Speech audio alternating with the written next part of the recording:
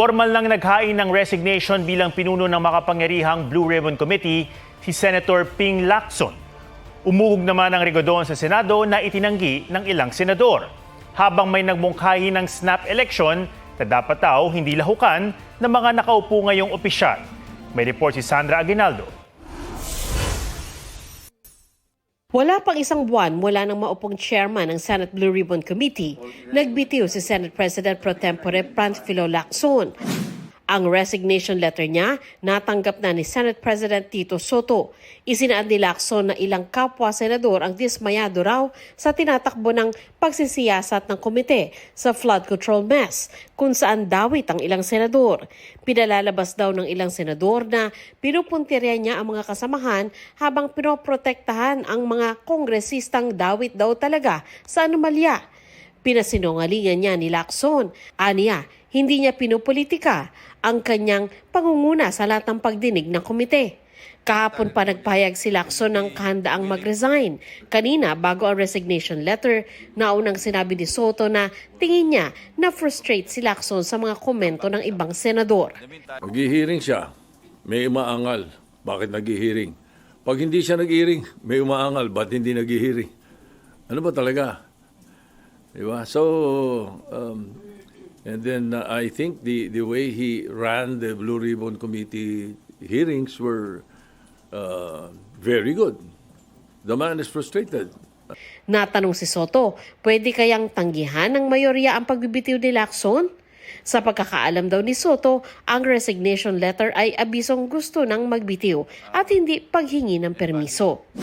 Umugong din ang alingas-ngas na rigudon na naman daw sa Senado. Kumalat sa social media na si Minority Leader Alan Peter Cayetano ang papalit umano kay Soto. At si Senador J.V. Ejercito ang magiging bagong President pro tempore. Super fake daw ito, sabi ni Ejercito. Pinasinungalingan din ito ni Deputy Minority Leader Joel Villanueva. Nanggagapang bang minority para... Hindi namin kailangan siguro. It's not in a priority list. Basta walang movement. So many things that we have to think about. Si Soto hindi raw apektado. Sa pagbabalik sesyon nila sa Biyernes, wala raw siyang inaasang palitan ng liderato. Di na rin daw kailangan ng loyalty check. As far as I'm concerned, in my opinion is the Senate is stable. Both majority and minority. Pagka nanggagaling sa social media yung kwento, hindi ka... well, madaling kumalat dahil social media, pero I don't see it coming from anywhere. In fact, no, the other day, nagkausap kami ni Senator Alan at nababanggit na rin yan eh. Sabi niya nga, siya mismo nagsabi sa akin, wala naman akong kinakausap kahit sino eh, sabi rin niya. Anything, sir? Anything, sir? Yeah, I believe him. Hinihinga namin ng reaksyon si Cayetano tungkol dito. Pero may ideya siyang pinalutang sa Facebook post kahapon bilang tugon sa disgusto raw ng publiko sa gobyerno. Kung magpapalit ng liderato, dapat aniya mag-resign ang Pangulo, Vice Presidente at Kongreso at magsagawa ng snap elections. At sino mang nakaupo, bawal kumandidato sa election cycle. Sa isa pang pahayag, sinabi ni Cayetano na naniniwala siyang makatutulong ang pagkakaroon ng clean slate para maging mas mabilis at epektibo ang pagpapanagot sa aniyay mga guilty. Hamon ni Cayetano, willing daw ba silang mag-resign? Sinagot yan ni Palace Press Officer Claire Castro sa kanyang YouTube channel.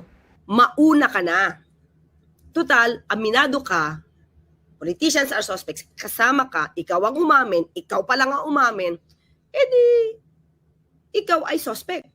Wala rin daw panahon ang Malacanang sa ganitong klaseng pamumulitika. Sinusubukan din naming makuha ang tugon dito ni Cayetano. 1986 nang huling magka-snap elections sa bansa.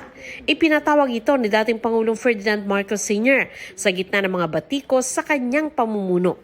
Pero sabi ng COMELEC, iba ang noon sa ngayon.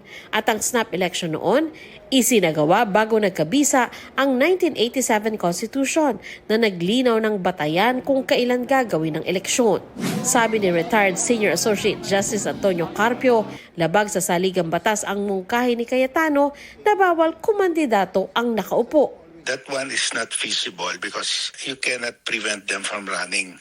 Kasi wala namang disqualification sa kanila. Everybody has a right to run if he's qualified. Sabi rin ni Soto, walang legal na basihan ng snap elections at magbubunga pa ng kalituhan at kaguluhan.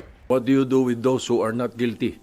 What do you do with those who are newly elected and have no bad records? What do you do with them? Idadamay mo doon sa mga guilty or sa mukhang guilty kung hindi man guilty. Kung meron bang marumi, ba't natin idadamay yung mga malinis doon? Sandra Aguinaldo nagbabalita para sa GMA Integrated News.